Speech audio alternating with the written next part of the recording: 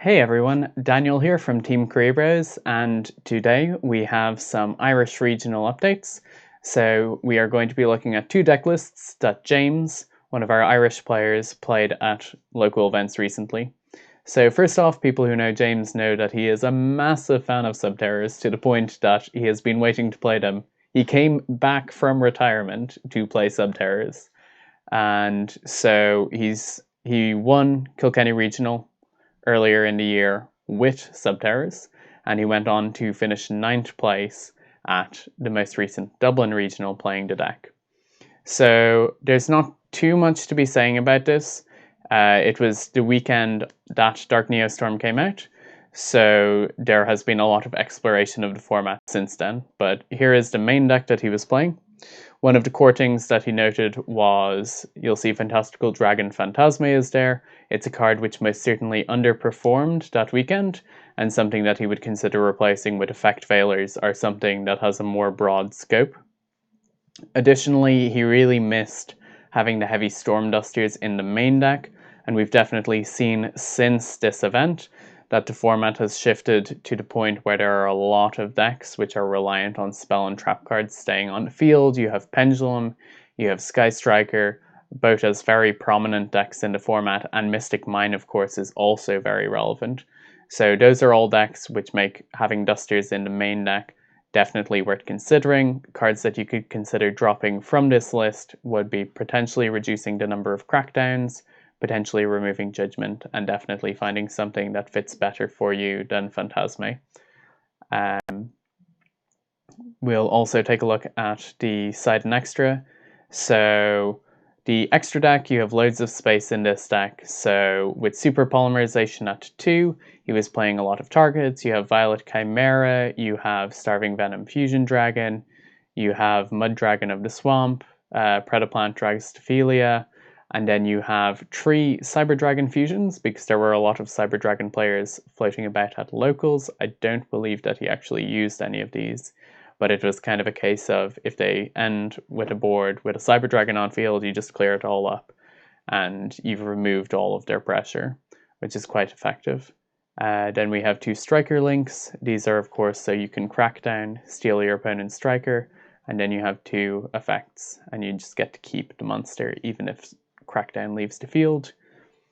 And then Link Kuriboh, again, as something generic. And then for the side attack, we have triple Lancia, 2 Pankratops, 2 DD Crow, 2 Galaxy Cyclone, 3 Dusters, and 3 Evenly Matched. Overall, he was pretty happy with this. Lancia has really good coverage in the format. Pankratops is definitely falling off because it had previously been kind of our mystical space typhoon of the format, but with Mystic Mine about, the card becomes slightly worse.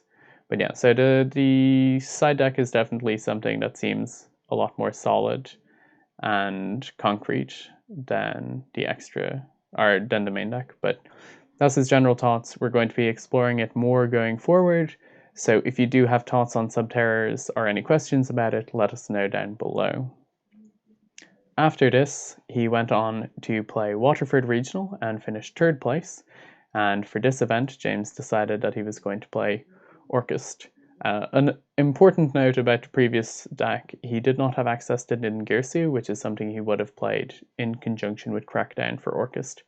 But again, due to it being release weekend, he didn't have access.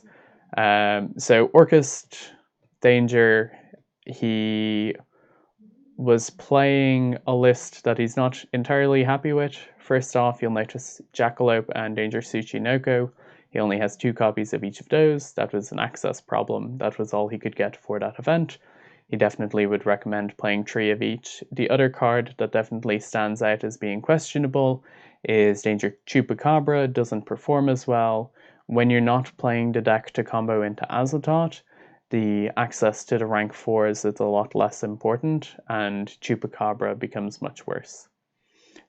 He has 2 other thoughts on the deck. First off, he would consider replacing the Sky Striker package with the Trickstar package. And then he also thinks that possibly meaning impermanences or veilers to have a bit more interaction would be worthwhile. This is a very small Orcust list. I believe it's only 41 cards, whereas the averages we're seeing at this point is kind of 45, or even the big Orcusts, which have anywhere between 50 and 60 cards. So yeah, there's a lot that could be changed with this list, but for the Waterford Regional it was sufficient. And then his extra deck, he had the 2 Dingirsus. The kind of standout card here is the Mobile Fortress, the Link 4, which was the promo for Dark Neostorm. And basically it means that on the second turn you can consolidate materials into it, bring back a Galatea or something like that, and then start doing whatever Orcust things you want to do. So it's quite an interesting card. It performed quite well for him, and I think it's something that potentially could allow for exploration further with it in the format. We'll have to see. And overall, side deck, he seemed relatively happy with it. Again, we're seeing very similar side to the one that he had for Subterrors. And yeah, that's his general approaches to each of the decks. He seems to be moving away from Orcust a bit because there is a lot of interaction for it. So definitely would love to hear your guys' thoughts. What do you think could be improved from these lists? Do you think that Orcust has kind of become a victim of its own success in terms of like there's so many artifact Lancias being mained and so on in order to tackle the deck? Well, that is all I have to say about these decks. We will happily talk to you guys down in the comments below. And until next time, we'll catch you soon.